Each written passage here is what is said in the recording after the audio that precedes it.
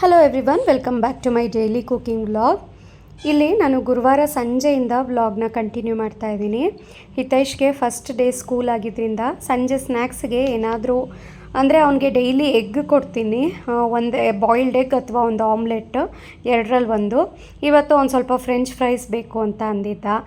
ನಾನು ಯಾವಾಗಲೂ French fries ready ತಂದು ಇಟ್ಕೊಂಡಿರ್ತೀನಿ ಮನೆಯಲ್ಲಿ, ಬಟ್ ಅದನ್ನು ಎಣ್ಣೆಯಲ್ಲಿ ಹಾಕಿ ಫ್ರೈ ಮಾಡಲ್ಲ. ಬದಲಾಗಿ ಈ ರೀತಿ ಓವನ್ನಲ್ಲಿ ಅಥವಾ ಒ ಟಿ ಜಿನಲ್ಲಿ ಪ್ರೀಹೀಟ್ ಮಾಡಿರೋವಂಥ ಒ ಟಿ ಜಿಗೆ ಹಾಕಿ ಒಂದು 20 ಮಿನಿಟ್ಸ್ ಅದನ್ನು ಮೈಕ್ರೋವೇವಲ್ಲಿ ಬಿಸಿ ಮಾಡಿ ಇಡ್ತೀನಿ. ತುಂಬಾ ಚೆನ್ನಾಗಿ ಕ್ರಿಸ್ಪ್ ಆಗುತ್ತೆ. ಅದು ಒಂದು ಡ್ರಾಪ್ ಕೂಡ ಎಣ್ಣೆ ಹಾಕಲ್ಲ, ಅಷ್ಟು ಚೆನ್ನಾಗಾಗುತ್ತೆ.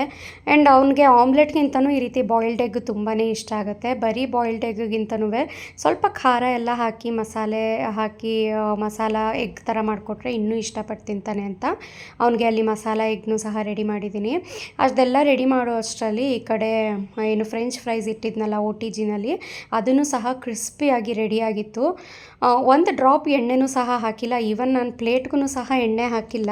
ತುಂಬಾ ಚೆನ್ನಾಗಿ ಹೆಲ್ದಿಯಾಗಿರುತ್ತೆ. ಮನೆಯಲ್ಲೂ ಸಹ ಮಾಡ್ಕೋಬೋದು, ಮಾಡಿ ರೆಡಿ ಮಾಡಿ ಫ್ರಿಜ್ನಲ್ಲಿ ಅಥವಾ ಫ್ರೀಝರ್ನಲ್ಲಿ ಸ್ಟೋರ್ ಮಾಡಿಟ್ಕೊಂಡ್ರೆ ನಾವೂ ಸಹ ರೆಡಿ ಮಾಡ್ಕೋಬೋದು ಇದೇ ರೀತಿ. ಬಟ್ ನನಗೆ ಅಷ್ಟೊಂದು ಟೈಮೇ ಸಿಗ್ತಾ ಇಲ್ಲ ರೆಡಿ ಮಾಡಿ ಇಟ್ಕೊಳ್ಳೋಕ್ಕೆ, ಹಾಗಾಗಿ ರೆಡಿಮೇಡ್ದೇ ತಂದು ಇಟ್ಬಿಡ್ತೀನಿ ನಾನು.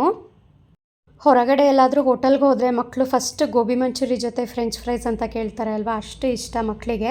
ನಾನು ಡೈಲಿ ಕೊಡಲ್ಲ, ವಾರದಲ್ಲಿ ಒಂದೇ ಸಲ ಅಷ್ಟೇ, ಅದು ಒಂದು ಹಿಡಿ ಆಗೋಷ್ಟು ಮಾತ್ರ ಕೊಡ್ತೀನಿ, ತುಂಬ ಏನು ಜಾಸ್ತಿ ಕೊಡಲ್ಲ. ಆಲೂಗೆಡ್ಡೆ ಅಷ್ಟು ಒಳ್ಳೆಯದಲ್ಲ ಅಲ್ವಾ, ಹಾಗೆಯೇ ನಂಗೆ ಸ್ವಲ್ಪ ಡೈಲಿ ಅಂದರೆ ವೀಕ್ಲಿದು ಏನೇನು ಎಕ್ಸ್ಪೆನ್ಸಸ್ ಇದೆ ಅದನ್ನೆಲ್ಲ ಲಿಸ್ಟ್ ಔಟ್ ಮಾಡಬೇಕಾಗಿತ್ತು. ಅದನ್ನೆಲ್ಲ ನಾನು ಮಾಡ್ಕೋತಾ ಇದ್ದೆ. ಅವನು ಟಿ ವಿ ನೋಡ್ತಾ ಇದ್ದ. ಸಂಜೆ ಡಿನ್ನರ್ ಟೈಮ್ ಸಹ ಆಯಿತು. ಡಿನ್ನರ್ಗೂ ಮುಂಚೆ ತುಂಬ ಲೇಟೇ ಆಗೋಗಿತ್ತು. ಪಡ್ಡು ಮಾಡಬೇಕಾಗಿತ್ತು. ನಾನು ಬೆಳಗ್ಗೆದು ದೋಸೆ ಹಿಟ್ಟೇ ಇತ್ತು. ದೋಸೆ ಮಾಡ್ತೀನಿ ಕಣೋ, ಅದಕ್ಕೆ ಈರುಳ್ಳಿ ಕ್ಯಾರೆಟ್ ತುರಿ ಎಲ್ಲ ಹಾಕಿ ಅಂತ ಅಂದೆ. ಬೇಡ ಮಮ್ಮಿ, ನಂಗೆ ಅದು ಪಡ್ಡುನೇ ಮಾಡಿಬಿಡಿ ಅಂತ ಅಂದ. ಸೊ ಪಡ್ಡು ಲೇಟಾಗಿತ್ತು ಅಂತ ಸ್ವಲ್ಪ ಅವಲಕ್ಕಿ ಒಗ್ಗರಣೆ ಇತ್ತು ಮನೆಯಲ್ಲಿ, ಅದನ್ನು ಅವನಿಗೆ ಹಾಕಿ ಕೊಡ್ತಾಯಿದ್ದೆ. ಅದನ್ನು ಸಹ ತುಂಬಾ ಚೆನ್ನಾಗಿದೆ. ರೆಸಿಪಿ ಬೇಕು ಅಂದರೆ ಕಮೆಂಟ್ ಮಾಡಿ ತಿಳಿಸಿ. ಅದು ತುಂಬ ಚೆನ್ನಾಗಿರುತ್ತೆ ಕ್ರಿಸ್ಪಿಯಾಗಿ ಅವಲಕ್ಕಿ ಒಗ್ಗರಣೆ. ರಾತ್ರಿ ಡಿನ್ನರ್ಗೆ ಪಡ್ಡುಗೆ ನಾನು ಕಡಲೆ ಬೀಜ ಹಾಗೆ ಹುರ್ಗಡ್ಲೆ ಹಾಕಿ ನೀರು ಚಟ್ನಿ ಪ್ರಿಪೇರ್ ಮಾಡಿದ್ದೆ. ಅದಕ್ಕೊಂದು ಸ್ವಲ್ಪ ಸೌತೆಕಾಯಿ ಇದ್ದರೆ ಚೆನ್ನಾಗಿರುತ್ತೆ ಅಂತ ಅಂದ್ಬಿಟ್ಟು ಸೌತೆಕಾಯಿನೂ ಸ್ವಲ್ಪ ಕಟ್ ಮಾಡಿ ಇಟ್ಟಿದ್ದೆ. ಹಾಗೆಯೇ ಇಲ್ಲಿ ಪಡ್ಡು ಹಾಕ್ತಾಯಿದ್ದೀನಿ. ಪ್ಲೇನ್ ಪಡ್ಡು, ಏನು ಇದಕ್ಕೆ ಎಕ್ಸ್ಟ್ರಾ ಮಸಾಲೆ ಏನು ಹಾಕಿಲ್ಲ. ಹಿಂದಿನ ದಿನ ಅಂದರೆ ಬೆಳಗ್ಗೆ ನಾನು ದೋಸೆಗೆ ರುಬ್ಬಿದ್ನಲ್ಲ, ಅದೇ ಹಿಟ್ಟಲ್ಲೇ ಪಡ್ಡು ಮಾಡ್ತಾಯಿದ್ದೀನಿ. ಏನು ಫ್ರಿಜ್ನಲ್ಲೂ ಸಹ ಎತ್ತಿಟ್ಟಿರಲಿಲ್ಲ ನಾನು.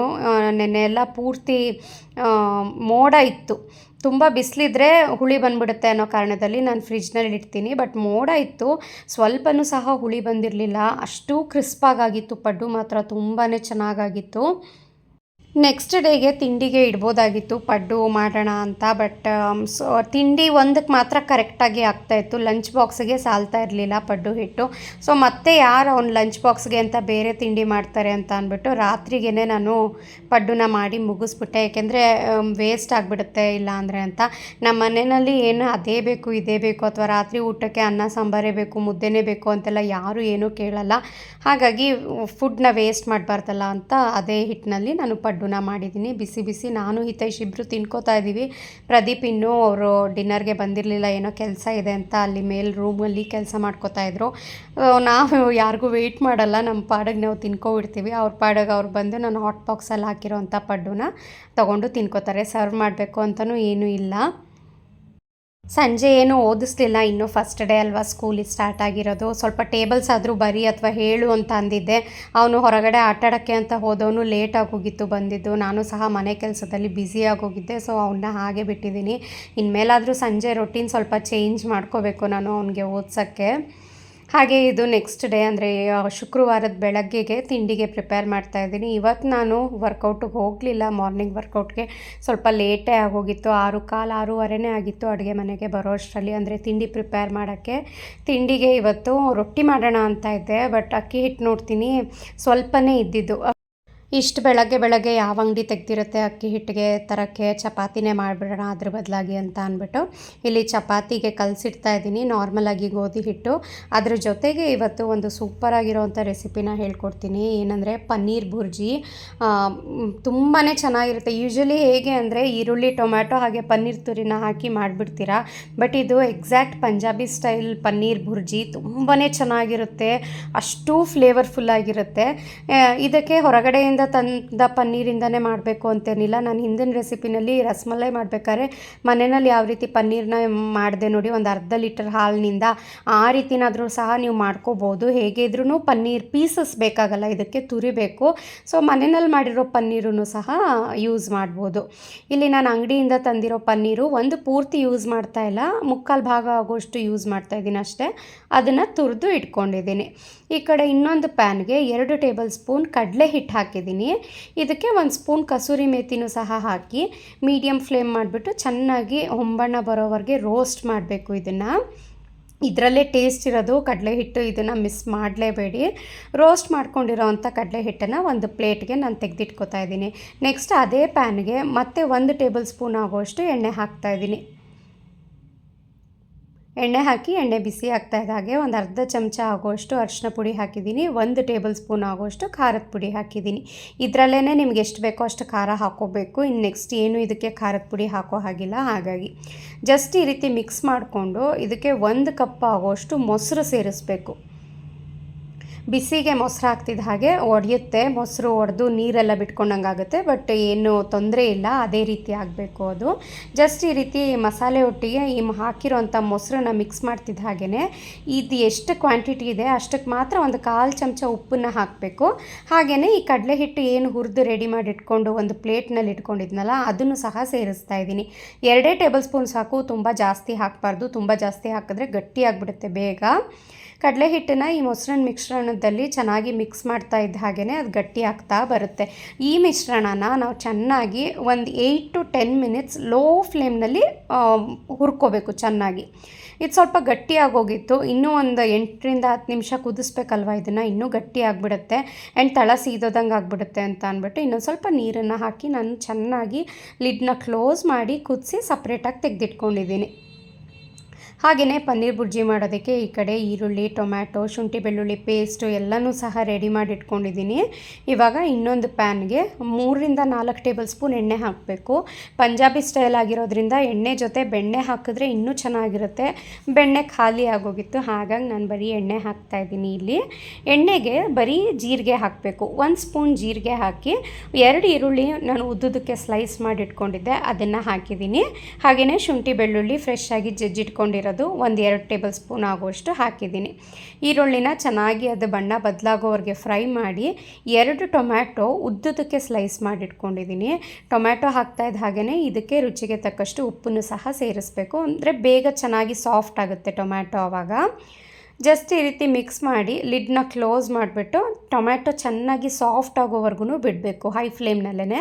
ಒಂದು 2ರಿಂದ 3 ನಿಮಿಷ ಲಿಡ್ನ ಕ್ಲೋಸ್ ಮಾಡಿ ಬಿಟ್ಬಿಡಿ, ಅಷ್ಟರಲ್ಲೆಲ್ಲ ಅದು ಸಾಫ್ಟ್ ಆಗುತ್ತೆ ಚೆನ್ನಾಗಿ. ಇವಾಗ ನೋಡಿ ಒಂದು 3 ಮಿನಿಟ್ಸ್ ಆದಮೇಲೆ ಟೊಮ್ಯಾಟೊ ಚೆನ್ನಾಗಿ ಸಾಫ್ಟ್ ಆಗಿದೆ. ಜಸ್ಟ್ ಈ ರೀತಿ ಮಿಕ್ಸ್ ಮಾಡಿ ಇವಾಗ ಇದಕ್ಕೆ ಉಳಿದಂಥ ಮಸಾಲೆ ಸೇರಿಸ್ತಾ ಇದ್ದೀನಿ. ಇದಕ್ಕೆ 1 ಟೇಬಲ್ ಸ್ಪೂನ್ ಆಗುವಷ್ಟು ಗರಂ ಮಸಾಲ ಹಾಕ್ತಾಯಿದ್ದೀನಿ. ಹಾಗೆಯೇ ಸಬ್ಜಿ ಮಸಾಲ ಅಂತ ಸಿಗುತ್ತೆ ಮಾರ್ಕೆಟ್ನಲ್ಲಿ, ಅದನ್ನು ಅಷ್ಟೇ ಒಂದು ಅರ್ಧ ಟೇಬಲ್ ಸ್ಪೂನ್ ಹಾಕ್ಕೊಳ್ಳಿ. ಅದಿಲ್ಲ ಅಂದರೆ ನೀವು ಪಾವ್ ಭಾಜಿ ಮಸಾಲ ಅಥವಾ ಛೋಲೆ ಮಸಾಲ ಎಲ್ಲ ಬರುತ್ತಲ್ಲ ಅದನ್ನು ಹಾಕ್ಬೋದು. ಇಲ್ಲ ಏನೂ ಇಲ್ಲ ಅಂದರೆ ಧನಿಯಾ ಪುಡಿ ಹಾಗೆ ಜೀರಿಗೆ ಪುಡಿನ ಹಾಕ್ಕೊಳ್ಳಿ. ಇವೆರಡು ಮಸಾಲ ಹಾಕ್ತಿದ್ದ ಹಾಗೆಯೇ ಜಸ್ಟ್ ಮಿಕ್ಸ್ ಮಾಡಿಬಿಟ್ಟು ಮೊಸರು ಮಿಶ್ರಣ ಏನು ಮಾಡಿಟ್ಕೊಂಡಿದ್ನಲ್ಲ ಮೊದಲು ಅದನ್ನು ಹಾಕ್ತಾಯಿದ್ದೀನಿ. ಇದೇ ರೀತಿ ಪ್ರೊಸೀಜರ್ನ ನೀವು ಟ್ರೈ ಮಾಡಿ. ಪನ್ನೀರ್ ಬುರ್ಜಿ ಸೂಪರಾಗಿ ಬರುತ್ತೆ, ಕ್ರೀಮಿ ಆಗಿರುತ್ತೆ. ತಿಂತಾಯಿದ್ರೆ ಇನ್ನೂ ತಿಂತಾನೇ ಇರೋಣ ಅಂತ ಅನಿಸುತ್ತೆ, ಅಷ್ಟು ಚೆನ್ನಾಗಿರುತ್ತೆ. ಇನ್ನೊಂದು ಸ್ವಲ್ಪ ನೀರನ್ನು ಹಾಕ್ತಾಯಿದ್ದೀನಿ ನಾನು. ತುಂಬ ನೀರು ಮಾಡ್ಕೋಬಾರ್ದು, ಸ್ವಲ್ಪ ಗ್ರೇವಿ ಹದದಲ್ಲಿ ಗಟ್ಟಿ ಗ್ರೇವಿ ಥರ ಇರಬೇಕು ಅಷ್ಟೇ. ಜಸ್ಟ್ ಅದನ್ನು ಮಿಕ್ಸ್ ಮಾಡಿಕೊಂಡು ಪನ್ನೀರನ್ನ ಏನು ತುರಿದಿಟ್ಕೊಂಡಿದ್ನಲ್ಲ ಅದನ್ನು ಹಾಕ್ತಾಯಿದ್ದೀನಿ. ಜಾಸ್ತಿ ಹಾಕ್ತಾಯಿಲ್ಲ ನಾನು, ಒಂದು ಅರ್ಧ ಏನು ಪನ್ನೀರ್ ತೊಗೊಂಡಿದ್ನಲ್ಲ ಅಷ್ಟೇ ತೊಗೊಂಡಿರೋದು. ಇವಾಗ ನೀಟಾಗಿ ಮಿಕ್ಸ್ ಮಾಡಬೇಕು. ಇವಾಗ ನೋಡಿ ಇದ್ರದ್ದು ಕನ್ಸಿಸ್ಟೆನ್ಸಿ ಕರೆಕ್ಟಾಗಿ ಆಗುತ್ತೆ. ತುಂಬಾ ಟೇಸ್ಟಲ್ಲಂತೂ ಸೂಪರಾಗಿರುತ್ತೆ. ಲಿಡ್ನ ಕ್ಲೋಸ್ ಮಾಡಿ ಒಂದು 4 to 5 ಮಿನಿಟ್ಸ್ ಲೋ ಫ್ಲೇಮ್ನಲ್ಲಿ ಬಿಟ್ಬಿಡಬೇಕು. ಅದೆಲ್ಲ ಎಣ್ಣೆ ಮೇಲ್ಗಡೆ ಬರೋವರೆಗೂ ನೋಡಿ ಈ ರೀತಿ ಸೂಪರಾಗಿ ಕಾಣುತ್ತೆ. ಎಣ್ಣೆ ಮೇಲ್ಗಡೆ ಬಂದಾದ ನಂತರ ಆಗಲೇ ತಿನ್ಬಿಡೋಣ ಅಂತ ಅನಿಸ್ತಾ ಇರುತ್ತೆ. ಮೇಲ್ಗಡೆ ಫ್ರೆಶ್ಶಾಗಿ ಕಟ್ ಮಾಡಿರೋವಂಥ ಕೊತ್ತಂಬರಿ ಸೊಪ್ಪನ್ನು ಹಾಕಿ ಜಸ್ಟ್ ಮಿಕ್ಸ್ ಮಾಡ್ಕೊಳ್ಳೋದಷ್ಟೇ. ಕ್ರೀಮಿಯಾಗಿ ಸೂಪರ್ ಟೇಸ್ಟಿ ಮಸಾಲೆ ಆಗಿರೋವಂಥ ಪನ್ನೀರ್ ಭುರ್ಜಿ, ಅದರಲ್ಲೂ ಪಂಜಾಬ್ ಸ್ಟೈಲ್ ಪನ್ನೀರ್ ಭುರ್ಜಿ ರೆಡಿ. ತುಂಬಾ ಚೆನ್ನಾಗಿರುತ್ತೆ, ಖಂಡಿತ ಟ್ರೈ ಮಾಡಿ. Paneer good source of protein. Non ವೆಜಿಟೇರಿಯನ್ಸ್ಗೆ ಪ್ರೋಟೀನ್ಗೇನು ಕಡಿಮೆ ಇರಲ್ಲ, ಅಂದರೆ ಅವ್ರು ನಾನ್ ವೆಜ್ ಎಲ್ಲ ಸ್ವಲ್ಪ ತಿಂತಾ ಇರ್ತಾರಲ್ಲ ಆವಾಗ.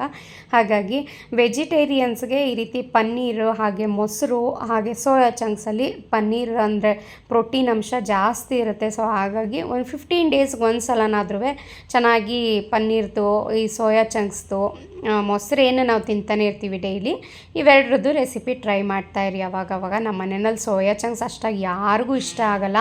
ಹಾಗಾಗಿ ಪನ್ನೀರ್ ಅಂತೂ ವಾರದಲ್ಲಿ ಒಂದು ಸಲ ಯಾವುದಾದ್ರೂ ಒಂದು ರೆಸಿಪಿ ನಾನು ಟ್ರೈ ಮಾಡ್ತಾನೆ ಇರ್ತೀನಿ. ಮನೆಯಲ್ಲಿ ತಿಂಡಿ ರೆಡಿ ಆಗ್ತಾಯಿದ್ದ ಹಾಗೆ ಫಸ್ಟ್ ಹಿತೈಷ್ಗೆ ಲಂಚ್ ಬಾಕ್ಸ್ಗೆ ಪ್ಯಾಕ್ ಮಾಡಿಬಿಡ್ಬೇಕು. ಯಾಕೆಂದರೆ ಅವ್ನಿಗೆ 8:15ಗೆಲ್ಲ ಸ್ಕೂಲಿಗೆ ಹೋಗ್ತಾನಲ್ವ, ಹಾಗಾಗಿ ಅವನದೆಲ್ಲ ತಿಂಡಿ ಆದ ನಂತರ ಒಂದು 9:30 10 ಗಂಟೆ ಹಾಗೆ ನಾನಿಲ್ಲಿ ತಿಂಡಿ ಸರ್ವ್ ಮಾಡ್ಕೋತಾ ಇದ್ದೀನಿ. ಪ್ರದೀಪ್ ಸಹ ತಿಂಡಿ ತಿಂದು ಆಫೀಸಿಗೆ ಹೋಗಿದ್ರು, ಲೇಟಾಗಿ ಹೋಗಿತ್ತು.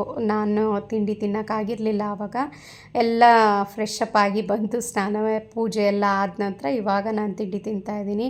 ತುಂಬಾ ಚೆನ್ನಾಗಿತ್ತು, ಖಂಡಿತ ಟ್ರೈ ಮಾಡಿ ನೋಡಿ. ಸೂಪರಾಗಿತ್ತು ಕಾವ್ಯ. ಇದು ನಮ್ಮ ಫೇವ್ರೆಟ್ ರೆಸಿಪಿ ಆಗೋಯ್ತು ಅಂತ ಹೇಳೋದ್ರಲ್ಲಿ ಖಂಡಿತ ಡೌಟ್ ಇಲ್ಲ.